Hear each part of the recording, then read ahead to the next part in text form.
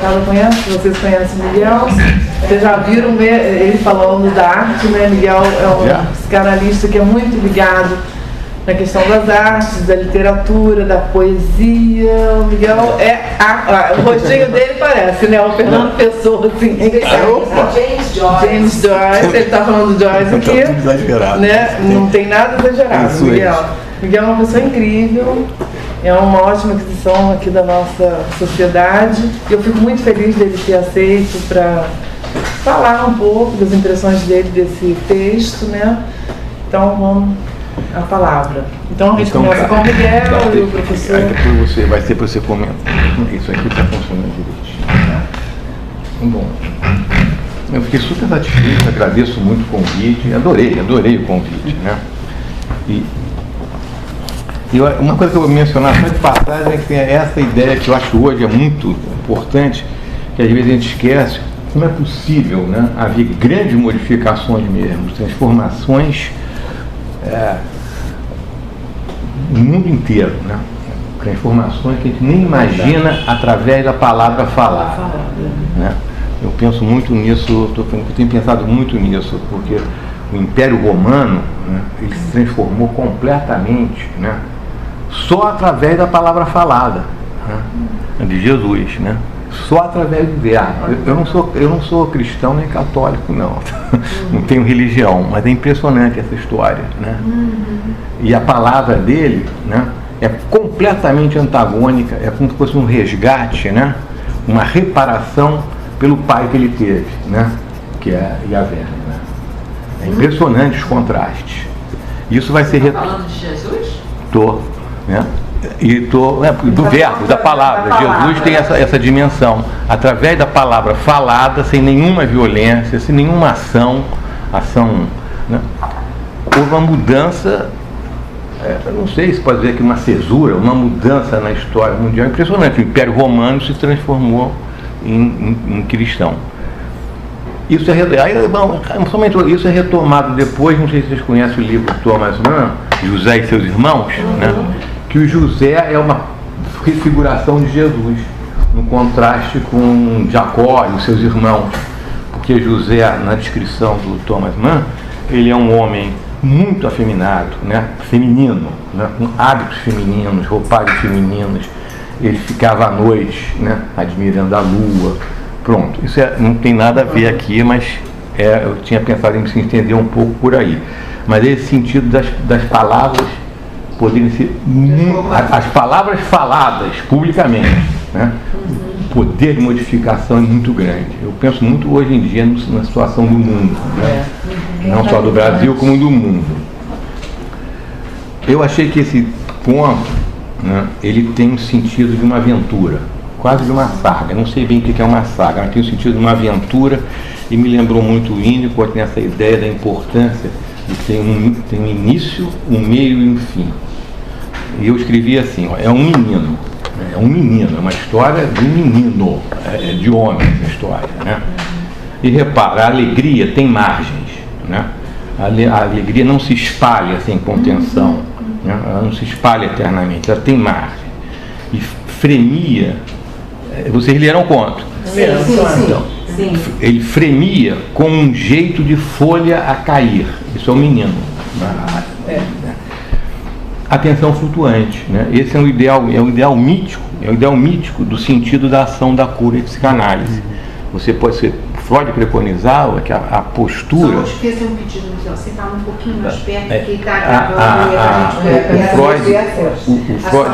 o Freud recomendava, esse é um trabalho importantíssimo do Freud, que a postura, o que o analista devia buscar, não é o entendimento do que está se passando, mas se deixar num estado de folha a cair, que foi traduzido como atenção flutuante, de modo que ele pudesse entrar, né, num campo de linguagem, numa sequência de linguagem completamente, né, solta da estrutura habitual da linguagem do cliente, daquilo que já está organizado. Então ele fremia como um jeito de folha cair. Atenção flutuante é o ideal mítico do sentido da ação da cura em psicanálise. A vida está em aspas. O sentido da cura em psicanálise. a vida podia às vezes raiar numa verdade extraordinária. Isso está em aspas. O insight, né? É um insight na luz que surge. Verde, sinal aberto e cor da floresta. Cor da floresta assustadora. A associação livre e o cair da folha ao vento do pensamento. Cria-se o pensar. O pensar e o ser estruturado em sujeito advém de uma queda. E o pensamento se elabora. Nós veremos um ponto o peru com a cabeça cortada, o silêncio e a inação e o vagalume. Repara só, eles saem no escuro. Quando eles saem de casa, né, para viajar, os pais levam eles para o tio, eles saem no escuro. Eles saem do escuro. Não. O Rosa escreve, eles saem com o escuro. Ainda com o escuro. Mas eles saem acompanhados pelo escuro, né? E onde é que ele vai? Ele vai voar. Ele vai voar. Mas ele vai voar protegido narcisicamente. Protegido e em tudo atendido, né? Em segurança afetuosa. Uma mãe ideal. Aqui é bom, a gente podia pensar no ideal de mãe, o ideal feminino, a mãe suficientemente boa. São conceitos psicanalíticos. Ele lança-se o sentimento de esperança e de lançar-se ao não sabido. Isso é aspas do Guimarães. Lança-se o sentimento de esperança e de lançar-se ao não sabido, ao mais. Crescer e desconter-se. Simples ao sem nem notar, entre aspas agora, certo como o ato de respirar. O de fugir para o espaço em branco, o menino. O menino. Isso é um ideal psicanalítico, né? Porque o que você espera um transformador num cliente é isso, né? É isso, é que ele se lance no desconhecido, né? No espaço em branco. O Freud ele chega a mencionar que você pode assim conceber o trabalho psicanalítico, se você pode conceber um espaço em branco, né? Como uma tela de cinema em que você, lá na tua atenção flutuante, começa a aparecer na tela imagens que você produz, né? Com o que você está ouvindo do cliente. É como se fosse uma tela que vai aparecendo imagens. Quando eu falei que ele é protegido narcisicamente, é um ponto que as satisfações, isso é entre aspas, citação, as satisfações antes da consciência das necessidades, né? Isso é a experiência de gratificação do Freud, né? Isso é o conceito da mãe ideal, né? Porém, a questão do ideal de mãe não se coloca ainda. Estou só provocando porque eu acho que é uma grande questão para a gente abordar. Assim, nesse voo, que é um espaço de transição, é um espaço transicional, de transição, é intermediário entre duas margens, a da alegria e a da interrogação. A alegria está entre duas margens, né? Aqui, o menino tinha tudo de uma vez e nada anteamente. A luz e longa nuvem chegavam. Isso estou citando porque na teoria do pensamento do Freud e depois do Bion, né, o pensamento se constitui, né, quando você não tem tudo no pensamento, quando há frustração, né, quando você cai num vazio. Aí se forma o pensamento. Quando você tem tudo, né, você não tem nada na mente, né. Do e com o escuro. Aí a teoria para pensar em Bio expandindo Freud. Os dois princípios do funcionamento mental. Mental, um período intermediário, transicional, como reflete o Winnicott. Do e com o escuro, acompanhado pelo escuro, entrou num voo de transição, atravessando o céu em estado de plena satisfação de desejos, eróticos, naturalmente. E agora desembarca na terra, enquanto mal vacilava amanhã. Quer dizer, está clareando, né? Aquele mal vacilava amanhã, a clareza do pensamento está surgindo, né? E assim, gradualmente, ele passa a ser acompanhado pela claridade. Torna-se o seu ambiente envolvente, ele é envolvido pela claridade. Quer dizer, a gente está entrando no princípio da realidade, né? Aí o peru, no centro, calor, poder e flor, ríspida grandeza tonitruante. Isso são qualificações do peru que o Rosa faz. O peru, ríspido, grandeza tonitruante. O pai, colérico. E o menino, rio de todo o coração.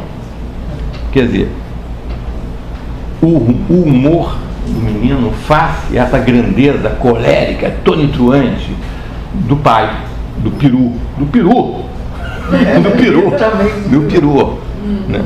Esta imagem inevitável do pai idealizado e atemorizador não reflete a submissão aterradora do menino, mas o riso. O menino não está afundado, pois, nas angústias paranoides. A força erótica prevaleceu na equação vida-morte, curiosidade versus temor e retraimento. Quer dizer, ele não está esmagado, né, pelo pai tonitruante, né? Parte então, iam aonde ia ser. Isso é o Rosa que está falando, né? Ele ia aonde ia ser, né? Ia ser algum futuro desconhecido lá onde iam. Uma memória do futuro começa a ser construída.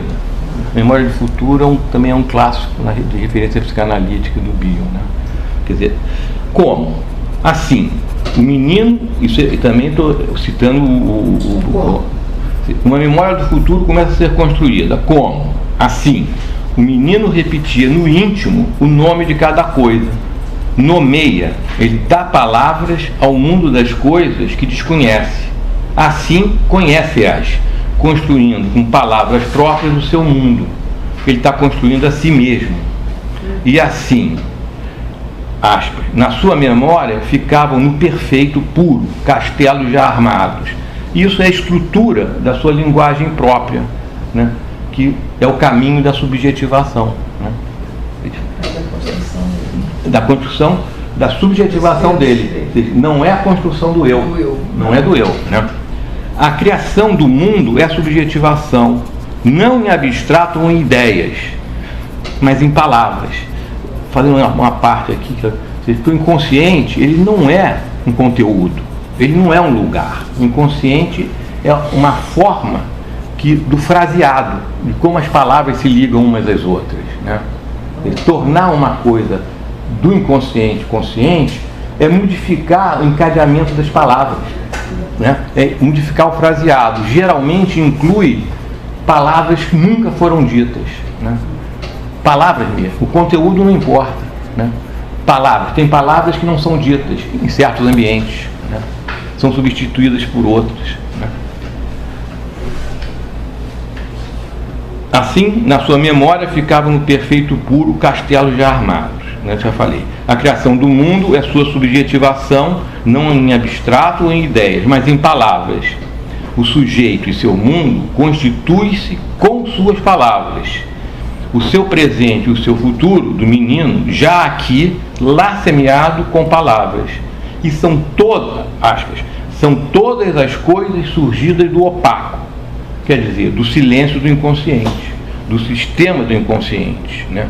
Assim, daquele encadeamento estranho de fraseados inconscientes que é completamente obscuro para quem não tem, né, a chave dessa leitura. O testemunho falado estabelece estruturas existenciais, pessoais e intransferíveis e rompe o silêncio do inconsciente, o testemunho falado. A conspiração do silêncio, entre aspas, tudo para a seu tempo ser dado descoberto, fizera-se primeiro estranho desconhecido. É o Rosa falando. Tudo para a seu tempo ser dadamente descoberto, ser devidamente descoberto, fizera-se primeiro estranho e desconhecido, né? Quando rompemos a conspiração do silêncio, essa é uma grande contribuição para a psicanálise, eu acho, do Elie Wiesel, né? Que é um prêmio Nobel judaico e campo de concentração. Elie Wiesel.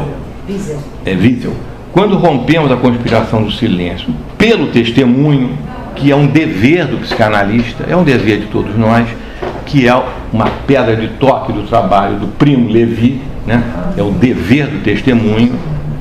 Então, quer dizer, quando rompemos a conspiração do silêncio pelo testemunho, criamos o estranho desconhecimento conhecido. Né? Nós tornamos que o uncanny, né? O estranho desconhecimento, ele se torna conhecido. Mas é pelo testemunho pessoal, né? Rompendo a conspiração do silêncio.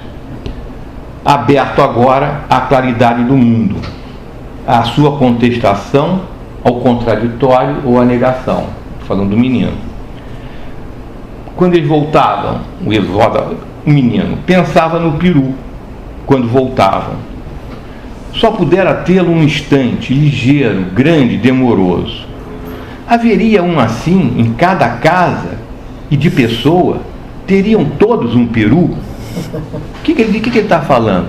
O Freud tem uma teoria chamada teoria fálica, que o menino, como ele tem o peru, ele acha que todo mundo tem peru. Porque ele nunca viu, né? Todo mundo tem peru. E ele então um dia ele vê e tem a impressão que não tem. Mas ele só vai realizar o choque, né, quando ele vê uma cena ou de uma cabeça cortada ou de uma ferida, quando ele vê a cicatriz, né, a ferida de alguma coisa que estava lá e não tem. Aí ele fala, pô, isso, né? Pode faltar. Isso pode cortar o meu. Né? Então assim, haveria um assim em cada casa e de pessoa, o menino falando. Teriam todos um peru. O peru foi morto e comido. Ele se dá conta. Num lufo, isso aí já é aspas, num lufo, num átimo da gente, a mais bela das coisas se roubavam. Quer dizer, se rouba o peru da gente. O menino está passando pela castração. Ele está passando pela experiência de castração. Mas ele está passando pelo movimento de castração no movimento de criação, com palavras, de um novo mundo para o futuro. Agora o menino não tinha tudo.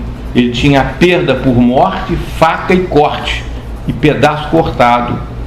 Tinha um mundo à frente de sua mente.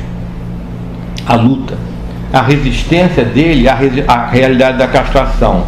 Como é que ele reagiu? Cerrava-se, grave, num cansaço e numa renúncia à curiosidade, para não passear com o pensamento. É isso que é a reação básica, comum, né? Para você não pensar nessa tragédia, né? O que acontece com qualquer cliente, com qualquer pessoa? Você se fecha, você se retrai, você se fecha, assim, você tem um estado de retraimento, você não quer pensar, né? E o menino caiu nisso. Aí, teria vergonha de falar do peru. Mal podia. Estou me adiantando no conto, citando Roda. Vamos adiante. Ele mal podia com o que agora lhe mostravam na circunstância. Circuntristeza. Circuntristeza. Mal podia com agora lhe mostravam. Na circuntristeza. Ah, tá. Então é um neologismo. É um neologismo. É na circunstância da tristeza. Da tristeza. O horizonte de homens em trabalho pesado. Grandes árvores cortam-se, né? É o tema da constatação se repetindo. Grandes árvores cortam-se. O que se passa? Abaixava a cabecinha. Quer dizer, né? Está se submetendo, está se subjetivando. A luta contra a submissão ao risco de ser homem, né? A castração. Mas agora, citando Rosa, ali fabricava-se o quê? O grande chão do aeroporto. O grande chão para se alçar voo. A lâmina cortante e poderosa cortou a enorme árvore. Ele, o menino, tremia. Guardou dentro da pedra. Aqui tem um enigma para mim. Guardou dentro da pedra. Isso é o Rosa. Que pedra é essa? É um desafio para a nossa tematização. Um desafio de análise. Seria um recalque bem resolvido, aquele que dá vida ao sujeito, aquele que abre o perdão, pois há um esquecer, né? Você põe uma pedra em cima da ofensa, há um esquecer que equivale a perdoar. e que equivale também ao que a gente fala assim, um recalque bem feito, né? Você recalca aquilo e fica muito bem feito. Ou Guardou dentro da pedra. Essa impressão toda de cortar as árvores, a árvore caindo, tudo, ele termina, guardou dentro da pedra. Tá. Então, Tá. que pedra é essa? No final do item 4. Tá. Ou ele recalcou mais uma vez o conhecimento da castração, pois ainda só nas ideias, no ouvir falar. Estou indagando, né? Porque eu não sei, acho que ele guardou dentro da pedra? Eu estou perguntando, seria que é um recalque bem resolvido, aquele que abre o perdão? Será que é um esquecer que equivale a perdoar? Ou ele recalcou mais uma vez o conhecimento da castração, pois ainda só nas ideias, no ouvir falar? Voltou para casa. Aí ele não queria sair mais do terreirinho. Lá era uma saudade. Seu pensamentozinho já estava ainda na fase hieroglífica. Ele não está entendendo o que está se passando. Ele foi para o terreirinho porque ele está querendo ver o peru de novo. Um retraimento na saudade e um isolamento da realidade da perda, da castração. Uma negação da ideia. E logo ele encontra o peru. Mas é outro, menor. É genial. Meu Deus. Menor. Um pensamento em confusão, ainda a ser definido por suas margens, né? Ele é hieroglífico porque não tem margens definidas, né? Ainda não é ele. Um pensamento em confusão, ainda a ser definido por suas margens, decifrado o mistério da realidade psíquica. Mas logo intervém a prova da realidade, que também é uma expressão psicanalítica importantíssima, é a prova da realidade. Ele viu a cabeça degolada do peru, né? Ele viu. O silêncio, aí o Rosa fala, o silêncio saía de seus guardados. Ele não pode guardar mais. Ele viu a cabeça cortada do peru. E o menino, entre alguma força nele, trabalhava por arraigar raízes, aumentar-lhe a alma. Veja que isso é consequência, em seguida ele vê a cabeça do peru cortado.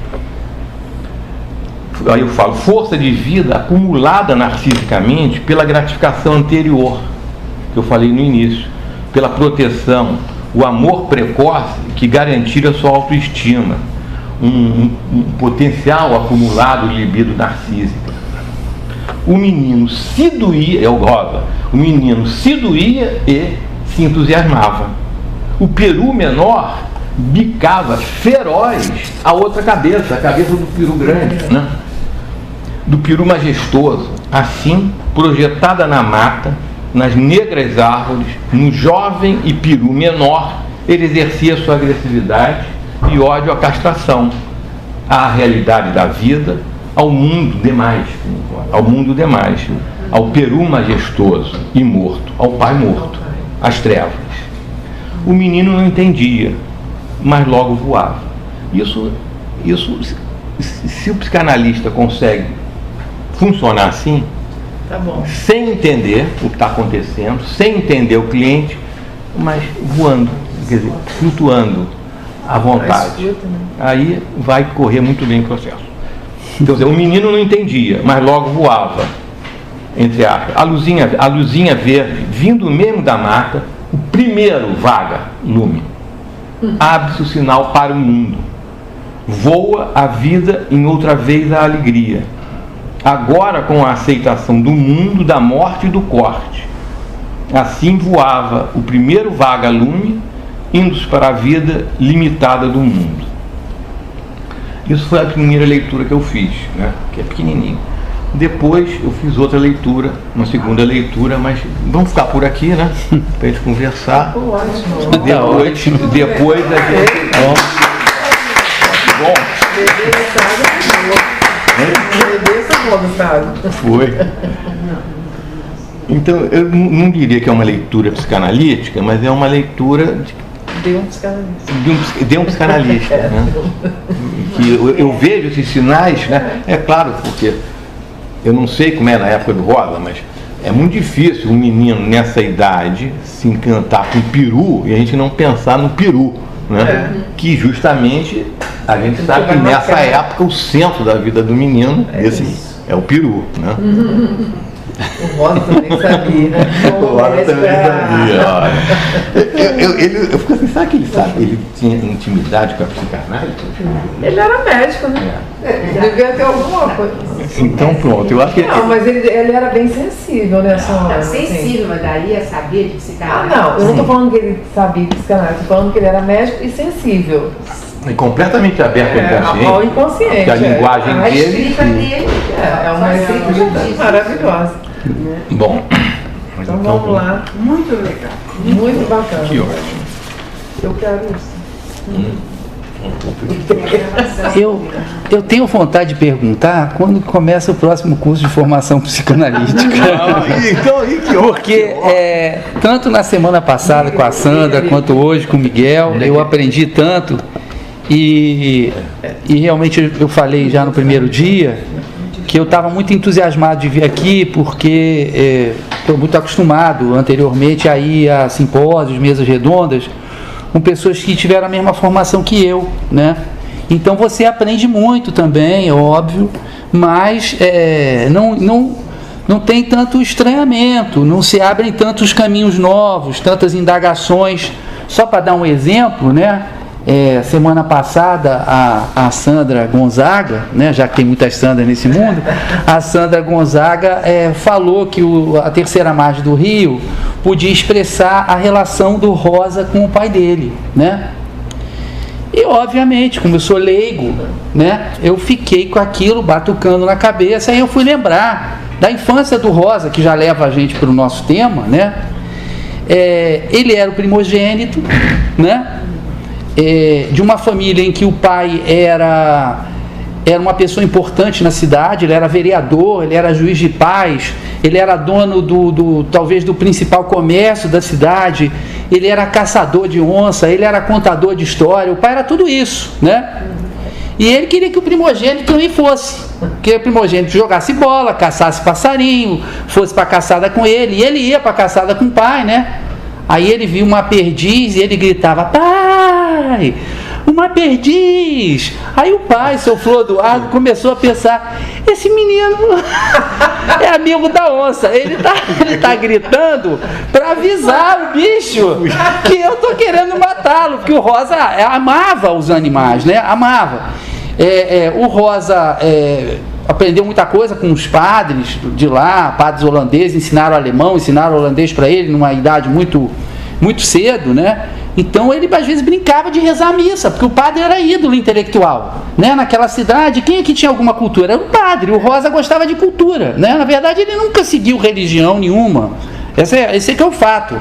Mas ele rezava a missa, porque aquilo era, e o pai ficava horrorizado. Contratou um tio mais velho, né, que só tinha 3 anos a mais que o Rosa, na verdade, que eram discrepâncias, para ver se botava o menino no bom caminho. Aí o tio voltava, o tio escreveu depois um livro fantástico sobre a infância do Rosa, chamado Joãozito, que era como o Rosa era chamado.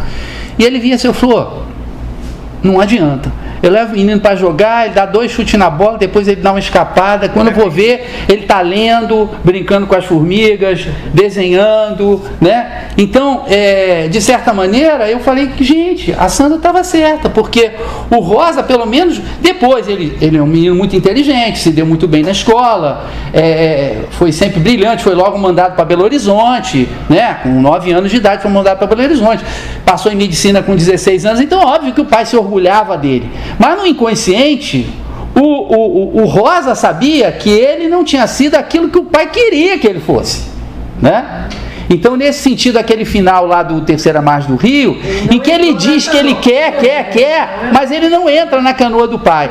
Então, eu agradeço a Sandra, mas te dou só esse exemplo. Em relação ao que o Miguel falou, né, a minha análise hoje é perto do que já foi apresentado. Eu creio que vai ser uma análise muito simples, né? Eu vou fazer a leitura do conto, que nem eu fiz na semana passada, né? Não vai ter nada demais, eu acho que não vai ter nenhum grande insight, né? Eu só queria chamar a atenção aqui para essa citação do Rosa, ele dizendo que quando ele era menino gostava de isolamento. trancava-me no quarto, deitava-me no chão a imaginar histórias. Está na primeira página aí do que eu distribuí. Acho que na vida de criança existe um excesso de adultos invadindo. Um dia ainda hei de escrever um pequeno tratado de brinquedos para meninos quietos. Quer dizer, então ele era esse menino que gostava de meditar, né? Aí vem um trecho até que é uma brincadeira, que diz assim: nós sertanejos somos muito diferentes da gente temperamental do Rio ou da Bahia, que não pode ficar quieta nem um minuto. Somos tipos especulativos, a quem o simples fato de meditar causa prazer. Gostaríamos de tornar a explicar diariamente todos os segredos do mundo.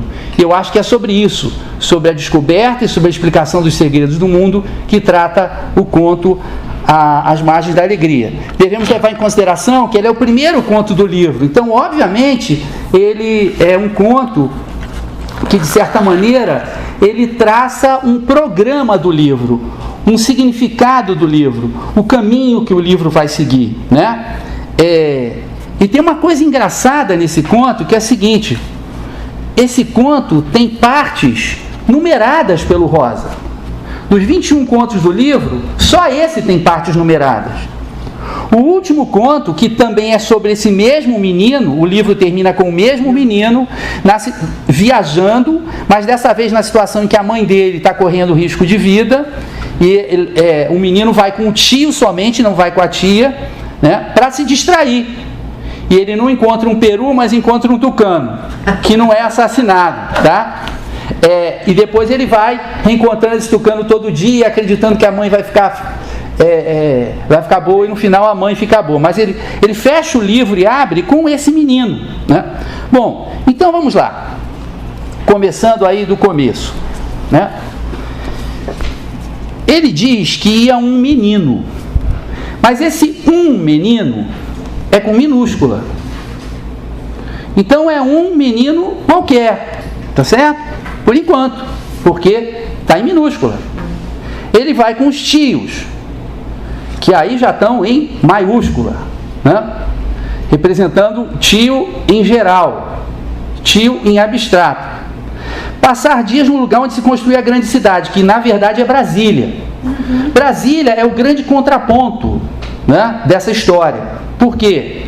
Porque Brasília é a grande cidade planejada pelo homem, num ambiente modernista, num ambiente em que se acredita na racionalidade, se acredita no planejamento, se acredita na organização, se acredita no futuro, se acredita no progresso, né?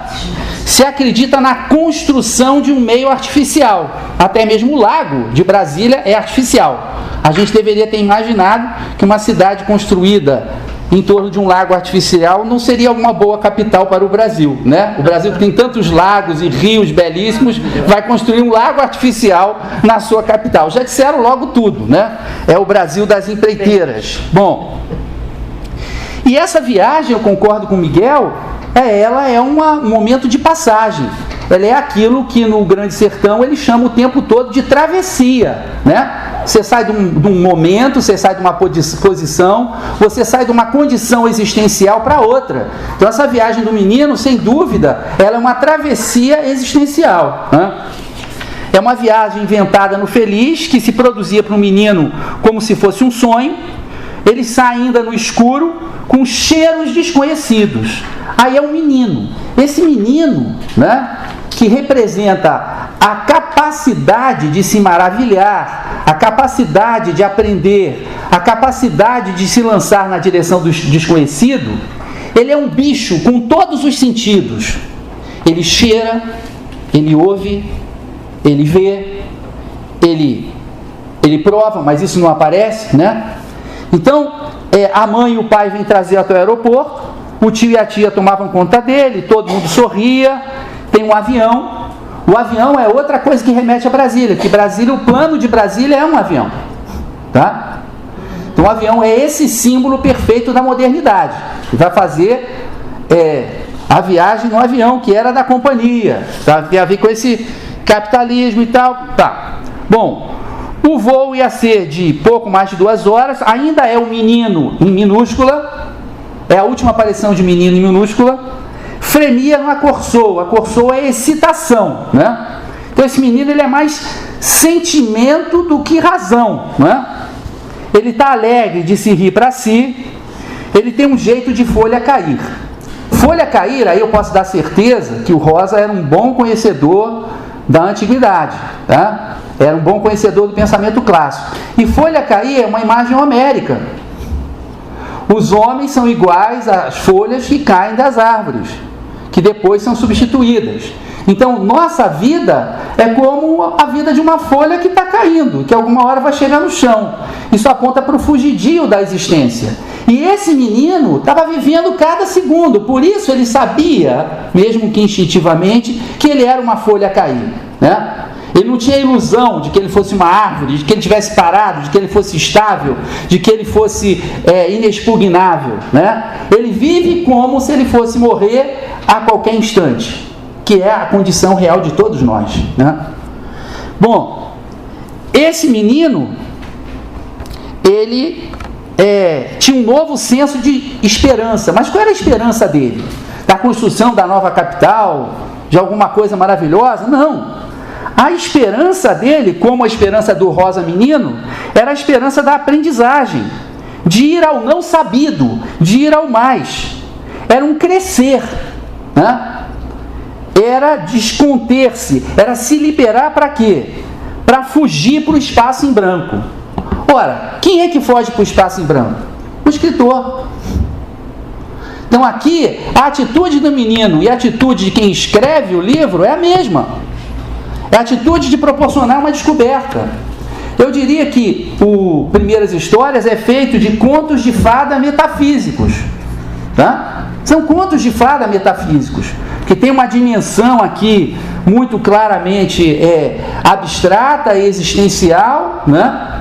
E tem aqueles elementos típicos de conto de fada: o menino, a floresta assustadora, o monstro, que é o peru pequeno bicando o outro, o crime horrendo, o peru degolado, né?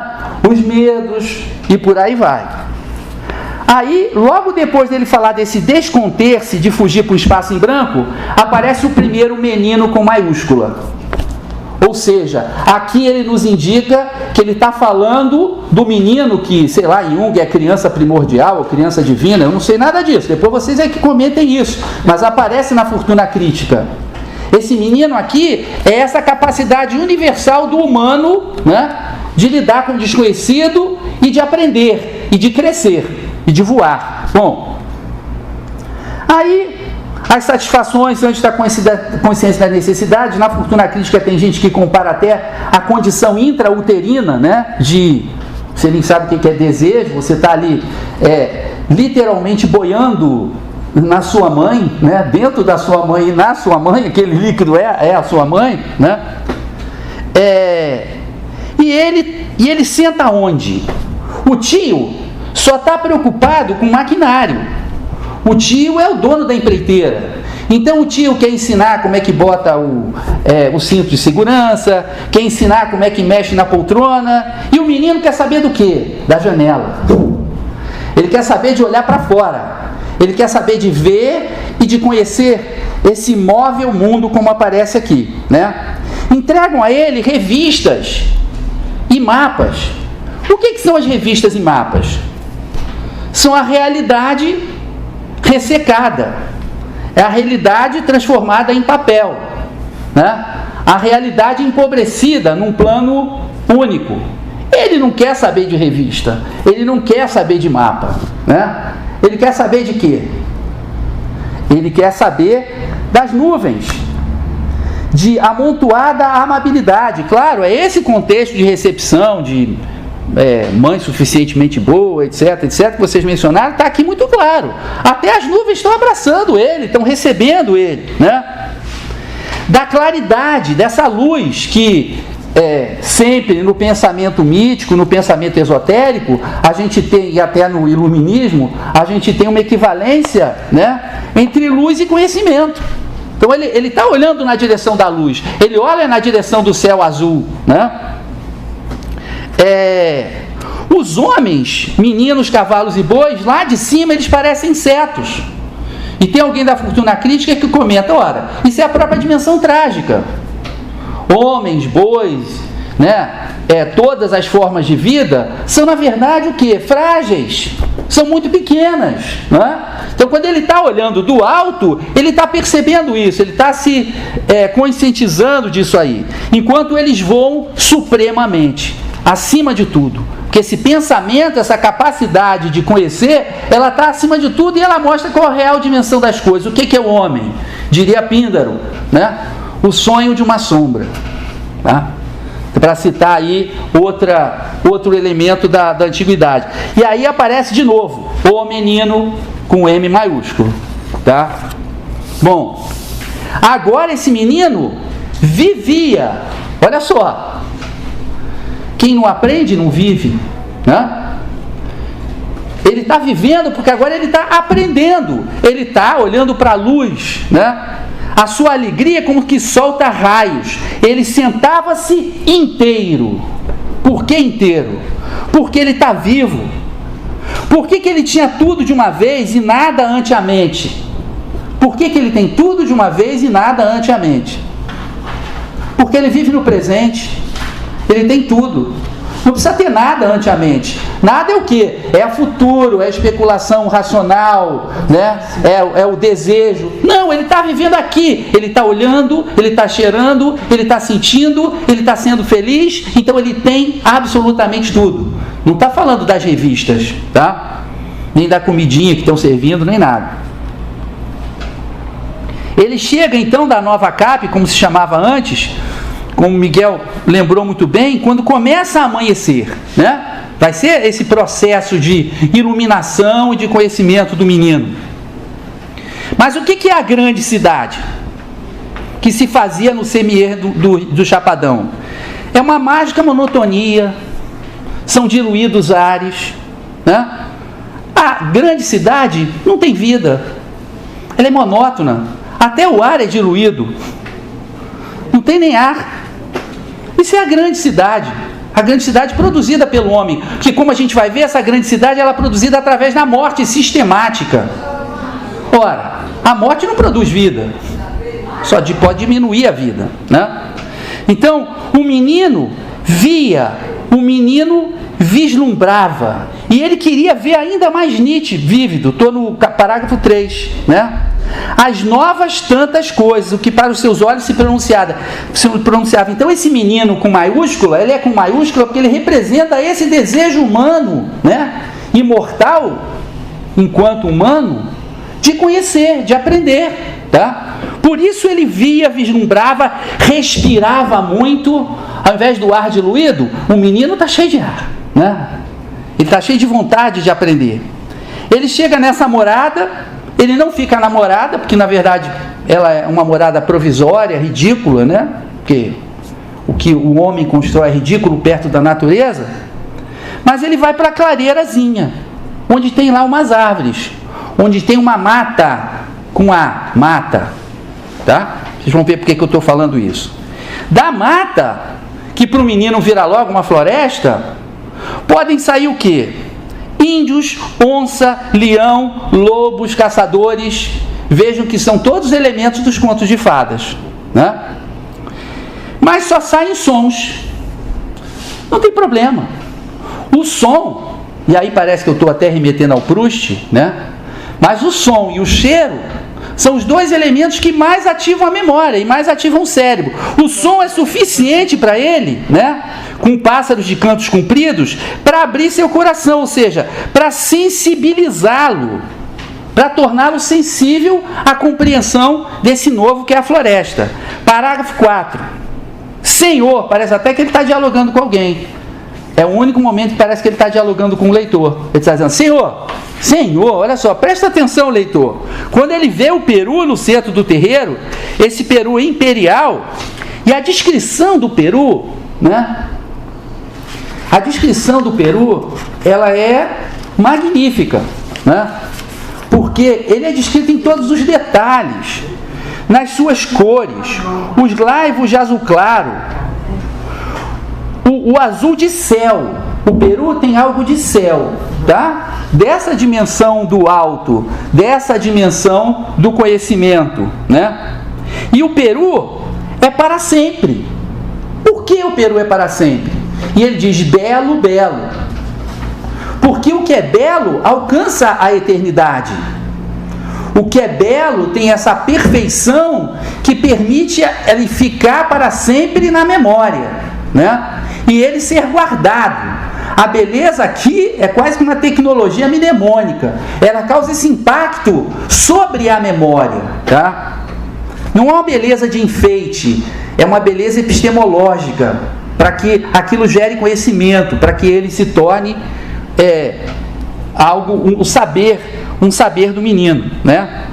O Peru era um tanto quanto cheio de empáfia, né? Mas ele satisfazia os olhos. Era de se tanger trombeta. Ora, o que é tanger trombeta? É um anúncio do sagrado, do solene, né?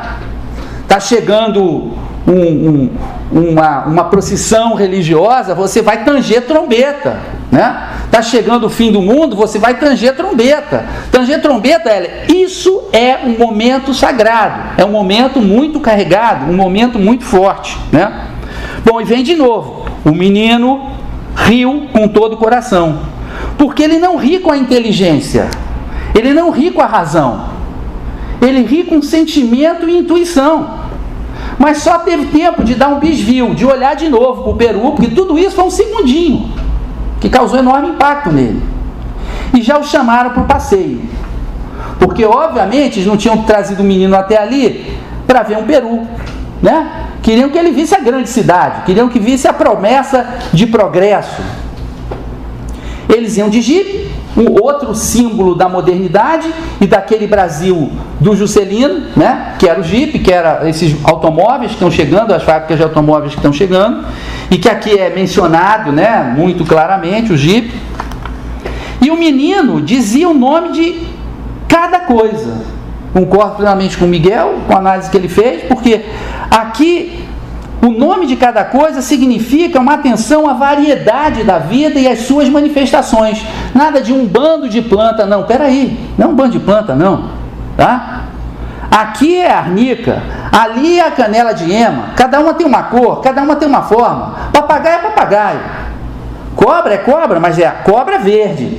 Tem zilhões de outras cobras. É uma cobra específica, tá? É um indivíduo daquela espécie específica. Então, uma atenção à natureza e à riqueza que essa natureza tem, tá? Bom, o tio não. O tio, a natureza para ele é um estorvo. Ele fala de uma imundície de seriemas, de perdizes, aliás. Uma imundície de perdizes, né? Ou seja, tem tanta perdiz aqui que a gente até cansa de ver. Para o menino, não. Se ele visse uma perdiz e achasse ela bela, ele ficava pensando nela. Você tem várias perdizes, é ótimo, é riqueza. Mas para o tio, a natureza é estorvo, é sujeira. Bem feito que o jipe atola num riacho. Não é no lago, mas é um riacho. A gente pode pensar na vereda, né? A vereda não deixa o jipe do tio passar, né? Porque vereda é vida e o jipe é a morte. Então eles atolam na vereda, eles atolam no riachinho. E as coisas, elas vêm do opaco. Tudo isso era novidade para o menino, né? Do opaco vinha para onde? Vinha para a luz, do conhecimento, do descobrimento, né? E ele ficava, isso sustentava a sua incessante alegria, né? A alegria aqui é a alegria do conhecimento, do saber, bebida em novos aumentos de amor. É muito importante aqui essa presença do amor. Por quê? Porque na civilização ocidental e na tradição ocidental, que é uma tradição originalmente cristã, eu falava isso muito para os meus alunos,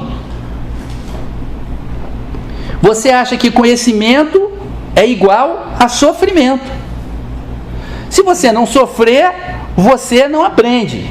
Então, conhecer alguma coisa é controlar essa coisa, é dominar essa coisa, é classificar essa coisa, né? É um exercício de poder sobre a coisa que você toma como um conhecer.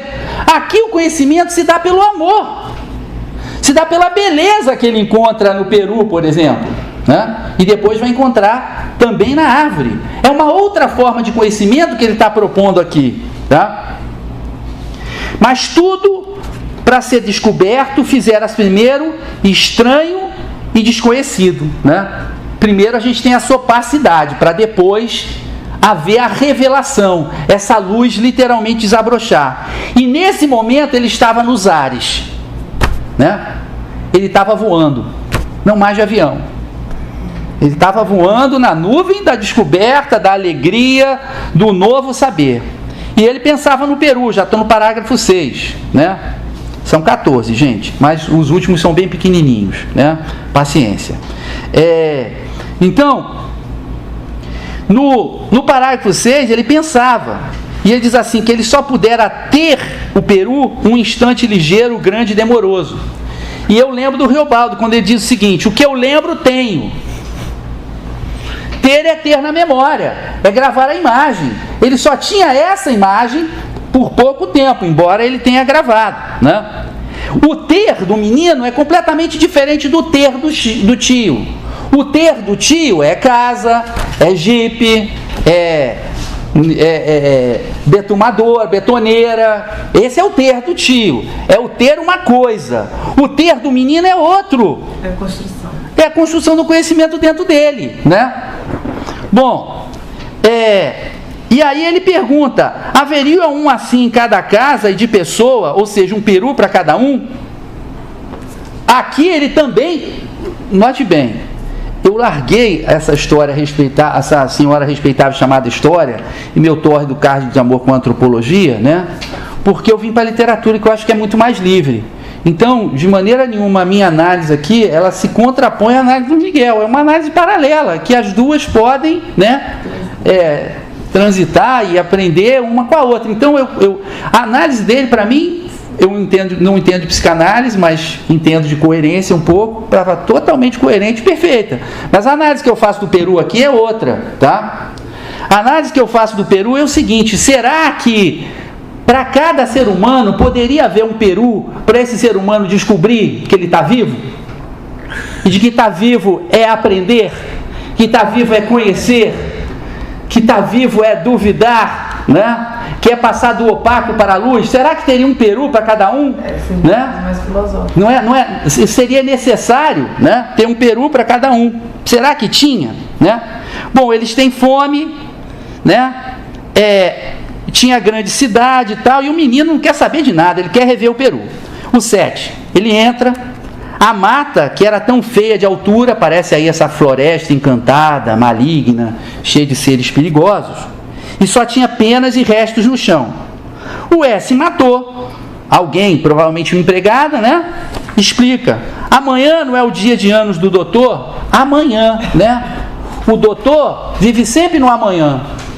Então esse tempo do aniversário, que é o tempo, não é o tempo do instante, não é o tempo mágico que ele vê o Peru, é o tempo que tem data, hora, dia, mês, ano, tá? É o aniversário do doutor, esse tempo burocratizado, que é típico. O tempo é um bom exemplo de como no conhecimento ocidental a gente tenta controlar as coisas dominando-as, né? Tem os dias da semana, tem as horas, tem o meio-dia, tem a meia-noite, tem segundos, e por aí vai, né? E o tempo sempre nos fugindo, porque não é o tempo do calendário e o tempo da nossa vida não são a mesma coisa, e o tempo do nosso sentimento, da nossa descoberta, do nosso saber, não são a mesma coisa, mas a gente se submete ao tempo do calendário, né? Sem falar que tem o tempo social que Durkheim fala, né? As grandes datas e tal. Bom, mas isso já é uma outra história. Então tudo perdia a eternidade e a certeza, porque ele tinha encontrado, através dessa beleza do Peru, um conhecimento do novo. Se isso deixa de existir de uma hora para outra, a eternidade não existe mais, né? Num sopro, numa lufada, as coisas mais belas se roubam.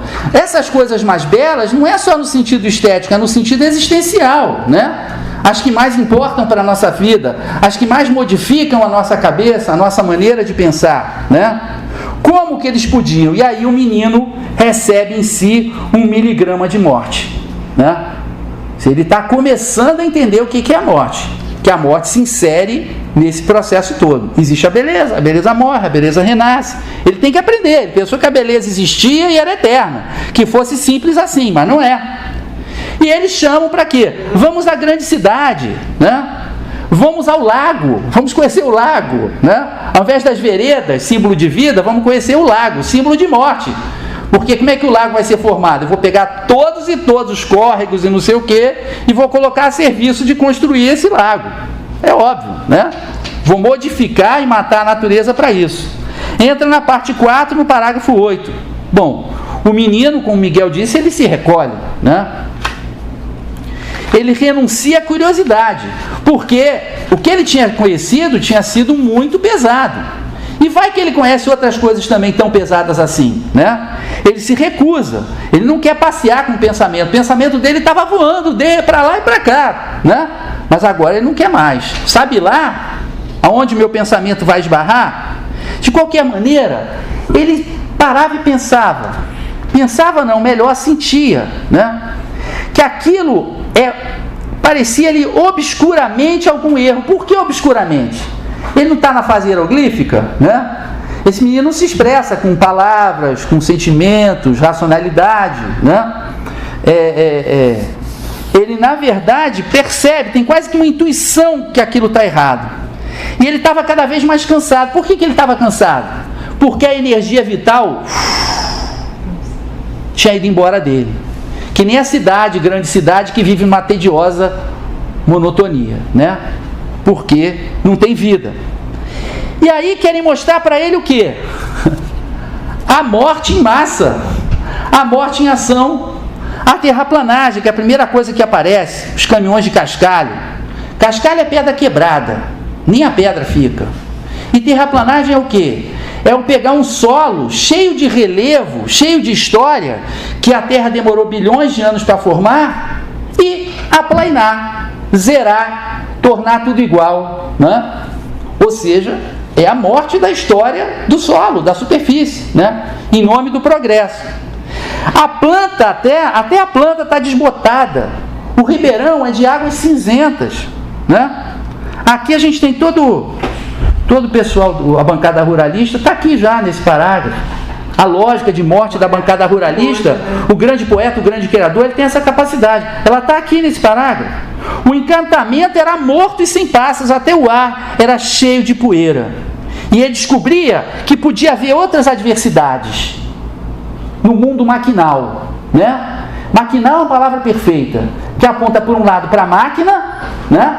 Que vai ser um instrumento executor dessa morte, né? E aponta para o maquinal no sentido do repetido, do tedioso, vai ter tempo das pessoas falarem, que a máquina permite, tá? Então eu vou pular muito rapidamente. Bom, e aí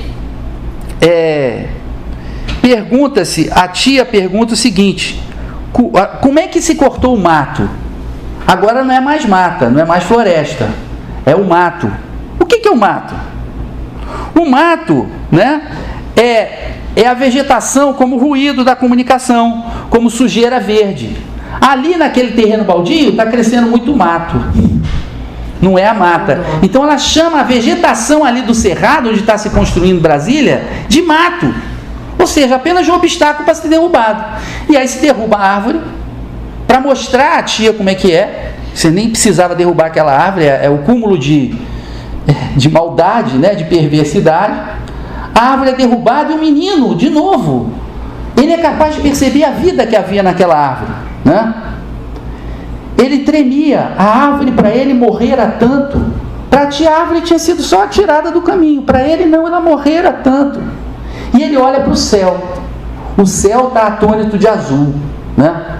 O céu está lamentando a morte da árvore, que o céu e a árvore fazem parte de uma unidade primordial que é a natureza. Bom, de resto, esse menino procura aumentar a alma, trabalhar para arraigar raízes, estou no 11º parágrafo, para ser capaz de lidar com isso. Ele diz, alguma força nele trabalhava, não é que ele queira isso, mas havia uma força vital nele que era capaz de fazer com que ele se recuperasse para poder dar conta da morte presente na vida, que infelizmente está, né? Ele não entende a maldade do outro peru, que aí na verdade é a maldade dos outros homens, né? Que não só cortam a cabeça um dos outros, mas depois de cortar ainda vão lá bicar e chutar, etc, né? A mata as mais negras árvores, finalzinho do 13º penúltimo parágrafo, eram um mundo, porque essa floresta com seus mistérios, essa floresta escura, né, essa floresta perigosa, é um mundo, o que parece o conto de fadas. E quando aparece o vagalume, lindo, que aqui ele não fala belo para não repetir, mas é a mesma coisa, né? Essa beleza da novidade, da presença do sagrado aqui nesse objeto tão pequeno no ar, voando no alto, indo-se, que a alegria vai, a alegria aparece, que nem um vagalume, né? A gente tem a dialética entre escuridão e luz o tempo todo, né? E a gente tem que aproveitar quando tem luz, né, para se imbuir, para se alimentar dessa alegria com A maiúsculo, que na verdade é apenas o reflexo da gente deixar a vida existir. Obrigado. Ah, só mais uma coisinha. Peguem aí a última página. É pequenininho. Não, a do que eu distribuí, da página 7. Por acaso é página 7.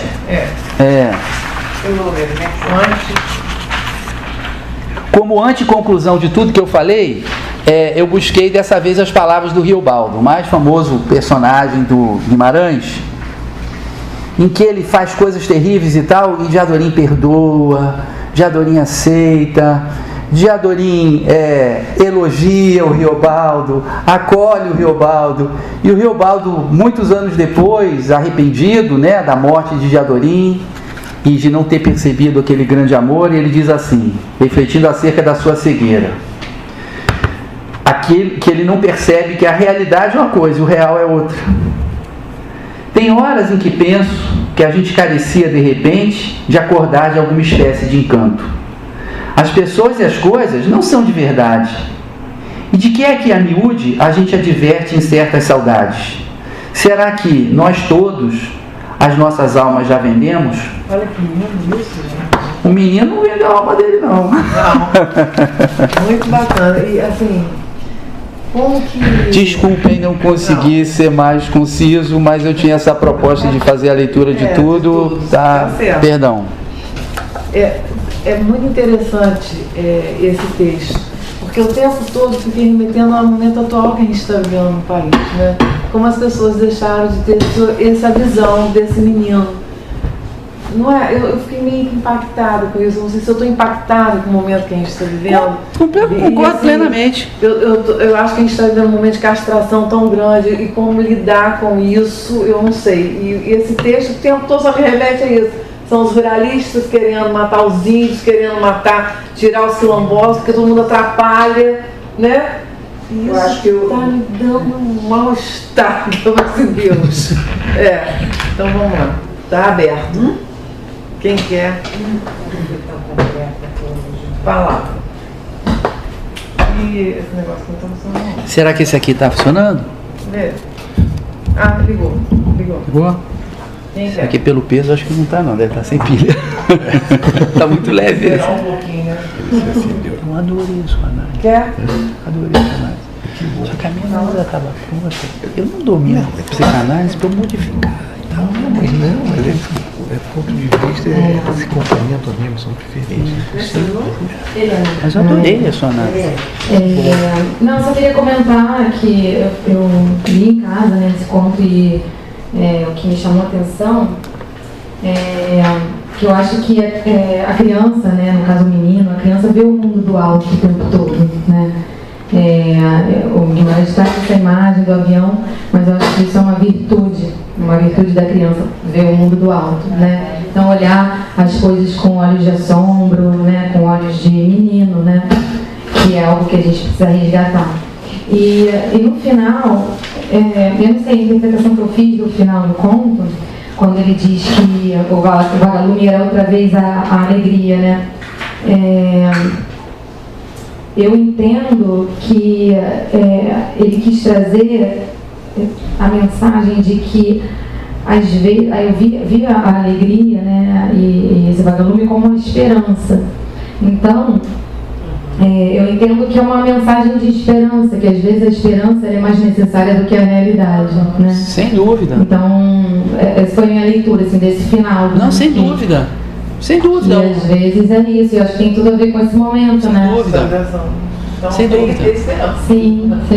E a gente poder se ligar mais no vagalume, né? O Rosa aponta muito isso sempre, e se você pegar o último conto, que na verdade é uma continuação dessa história do menino, quando ele volta e tal, o tio diz assim, na última página do livro: chegamos afinal, o tio falou, né? Quando eles chegam em casa. Aí o menino diz assim: ah, não, ainda não. Quer dizer, que a aventura continua. Respondeu o menino: sorria fechado, sorrisos e enigmas seus.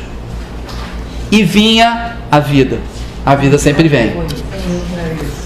É assim que ele termina o livro. É com esperança que ele termina. É esperança. Deixa eu olhar pra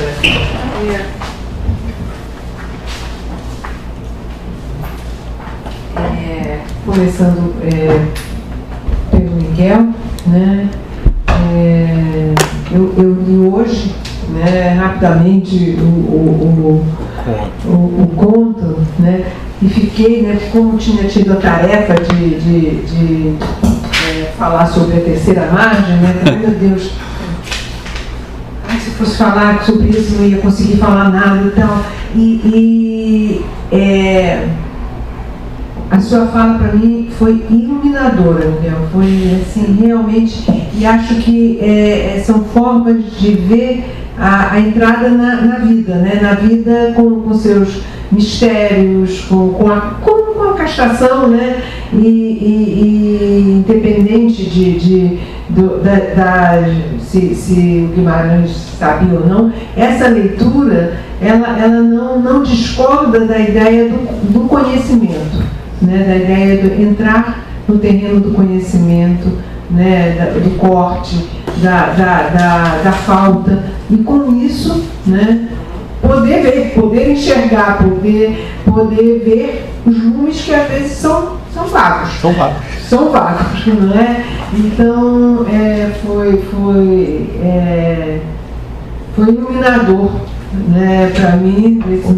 Era possível fazer uma leitura que tivesse um olhar psicanalítico, que não fosse reducionista, nem fosse uma transcrição direta, né? Porque está falando da morte, está falando do conhecimento e tudo, mas foi iluminador. E é incrível como ele fala do peru, parece que ele está falando do pavão, né? Mas o peru é muito feio, a descrição dele é a descrição grandiosa, é a descrição de um pavão, não de um peru, né? Mas ele fala peru tonitruante. Tonitruante é imenso aquele peru, né? Como uma tora de árvore. E aí me lembrou das imagens do Guimarães, né? Que eu não, quando eu falei da terceira margem, né, tem a música do Caetano e do Milton, a letra do Caetano, que acaba que fala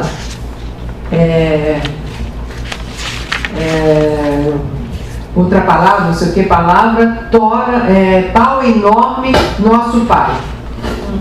O Caetano fala da relação do filho com o pai na música. Ele vai falando, vai repetindo aquela coisa do nosso pai, e no final ele fala exatamente isso. A canoa é feita de pau, né? É feita de pau. E essa ideia do pau enorme, do peru enorme, do grande, do grandioso, do ideal, do grandioso, né?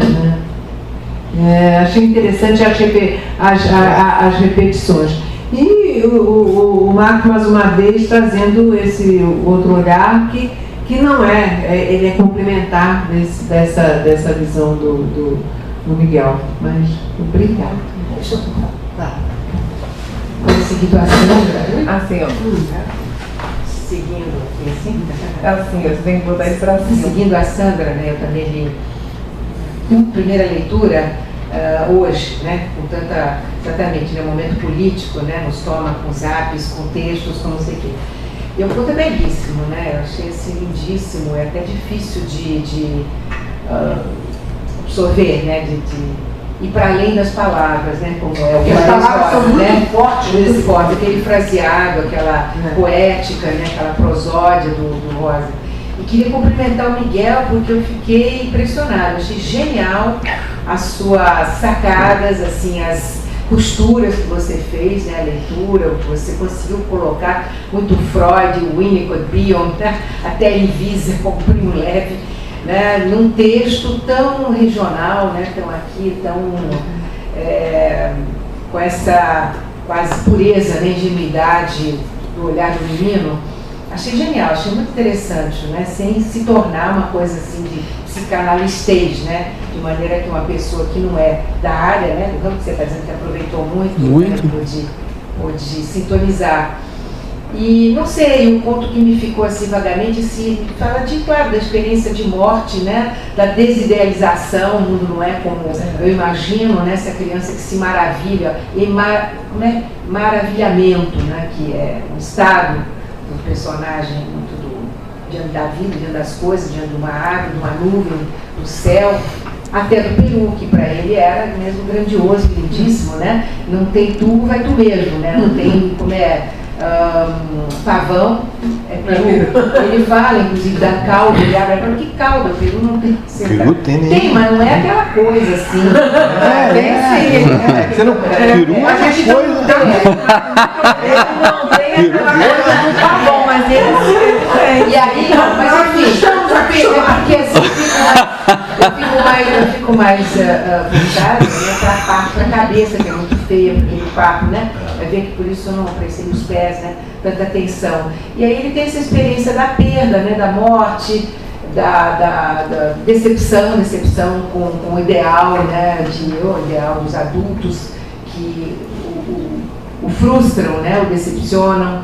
E afinal essa equiparação, né, o real, o que é possível, ele é o meu peru é pequeno, o outro é pequenininho, né, e aliás, entre parênteses, esse peru novinho é muito invejoso, né, ele vai lá e ataca, o outro que já está morto, ele representa, né, a rivalidade edípica, né, do menino com o pai, que ele vai lá e fica brincando a cabeça morta, né, do outro. E afinal, como ela diz, concordo inteiramente, termina com uma sublimação até, né? Ele consegue ver algo belo, lindo, verde, esperança, ele renova, né? Como fez o maravilhamento dele, né? Abrilho, tem outro, abrilho. Sempre tem abrilho, o vagalume brilha. Enfim, o conto é curto, né? Como outros desse livro, e é belíssimo, né? Então, aí eu fiquei preocupada, eu digo, o que eu vou falar depois dessa aula, né, de teoria psicanalítica, que luz eu vou precisar ter para falar da menina de lá, né? Você vai ganhar. Deixa eu falar. É isso. Você tinha falado de uma outra leitura. É uma pena, Marcos, porque assim, esse texto, aliás, te peço da outra vez, faça com letra corpo 12. Qual texto você diz? Você usar, tem a letrinha para ver aqui. Não, mas é o texto do livro, eu não diminui nada. Eu vou poder ler aqui. Não é o ponto. O outro. Que é a letrinha assim que você faz. Sim. Muita coisa interessante por Paulo Bonner e outros. Sim. Coisas muito interessantes, né? Que foi uma pena não poder até incluir, né, de forma mais extensa aqui pela hora, né? Não dá. E sempre a sua análise é toda precisa, minuciosa, né? Muito interessante. Então, a gente aprende coisas novas, né? É isso. Mas o Miguel ia falar da segunda leitura. Mas é muito, aí vai demorar muito. Mas deixa eu comentar só porque vocês falaram assim. Eu acho assim, porque geralmente quando eu analiso um conto, quando eu estou lendo uma coisa, eu sigo esse preceito, né, que é um preceito psicanalítico estritamente metodológico, né, de que é não focar querendo entender, mas deixar, né, a coisa vir, pode exagerando, para deixar vir a associação livre, idealmente livre, deixar vir a associação livre. Mas o sentimento que eu tive, e eu estou pensando em você também, ele está descrito aqui, quando você começa a escrever, é o seguinte, eu me senti assim, eu me fremindo com um jeito de folha cair. Quando isso acontece, você está tremendo dentro do texto. Eu acho, com a experiência, o ideal não é tentar conter isso para focar, É deixar se levar por isso, né? E vamos ver o que vai sair. Quando você falou como lidar com isso hoje em dia, né? Eu acho que é assim: testemunho pessoal e fala pública. Fala pública, é isso. Porque quando isso do Primo Levi né? e do Elie Wiesel, há muitos anos se tornaram para mim quase que fundamentos básicos da técnica psicanalítica, ou de qualquer compreensão, especialmente no ambiente psicanalítico. Em qualquer ambiente psicanalítico, você vai ver que tem testemunhos que, por algum motivo, não sei qual, são calados. Testemunhos pessoais, né? E a conspiração do silêncio às vezes predomina. Né? Muitas vezes você vê, é comum haver uma hegemonia, né, de pontos de vista em que todo mundo concorda com tudo. É muito comum. E a outra coisa que me estranha no ambiente psicanalítico, cada vez mais, é o seguinte: eu notei que a gente falou, é a ausência da sexualidade. Isso. Na fala, nas análises, né? É como que se do peru, né, me levou a pensar na ausência do sexo da psicanálise e a ver, não é que eu tenha nada contra a filosofia, pelo contrário, né? Há uma intensidade tamanha de filosofia sobre as questões clínicas que hoje em dia, eu não sei se eu estou errado, que o meu universo de encontros psicanalíticos são limitados. A sexualidade muito esvaziada, inclusive termos, né? Por exemplo, que isso está acontecendo hoje. Peru, pênis se fala muito. Mas peru não. Não, peru também. Peru, mas agora, xoxota, vagina, buceta. Não. Essa palavra é dificílima, não se fala. Ninguém fala. Não, hoje as feministas estão... Não, mas eu estou falando da minha vivência, né? Da coisa assim. E a outra coisa que eu estava querendo falar... Minorias estão armadas. As minorias estão armadas. Não, hoje em dia tem um trabalho que está sendo divulgado, em termos inclusive de anatomia, para ser divulgado assim, de uma maneira equivalente, como o peru, o pênis sempre foi divulgado sobre o clitóris. Você viu a matéria, né? É interessantíssimo. Por que se cala disso? Se o peru, o clitóris, a vagina não tem veia. Agora o peru, o pênis está aí à vontade. Agora, eu só lembrar assim, sem morte não há vida.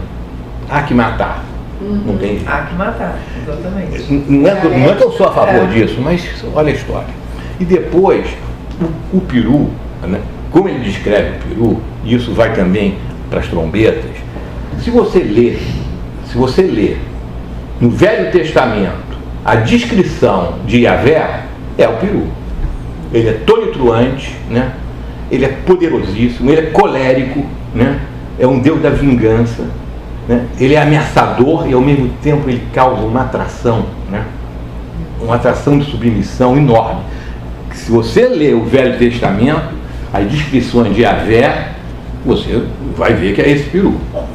E as trombetas, quando tocam as trombetas, originalmente, é para Yahvé.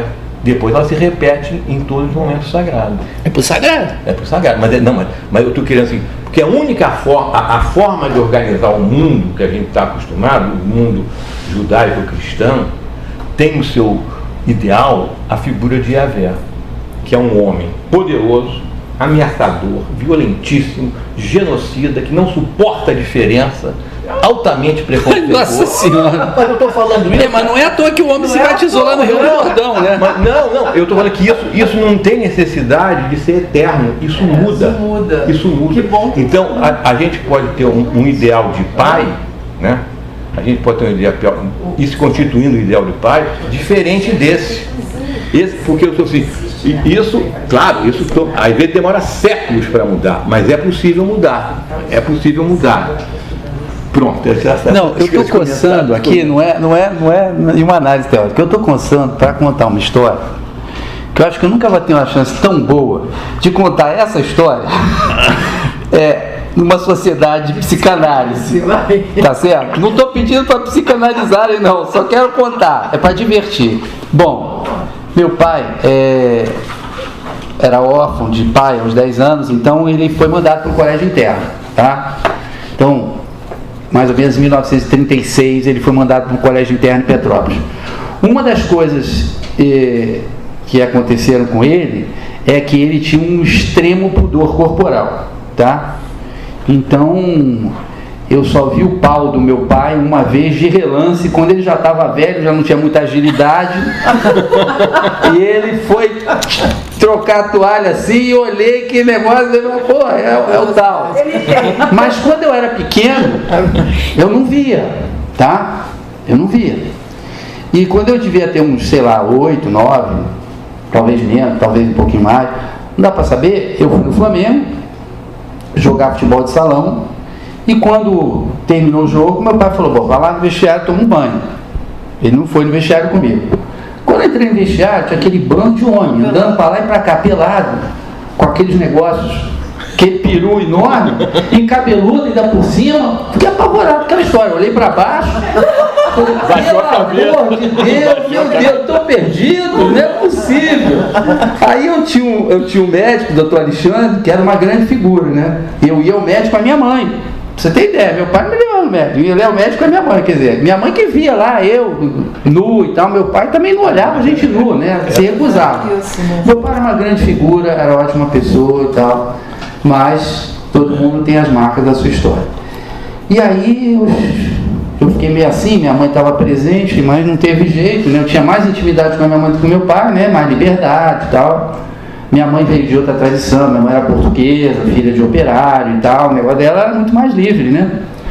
Então eu falei, doutor, aconteceu isso e tal, entrei no vestiário do Flamengo, doutor, inacreditável, eu estou assustado, não sei o quê, pô, o senhor está vendo aqui minha condição.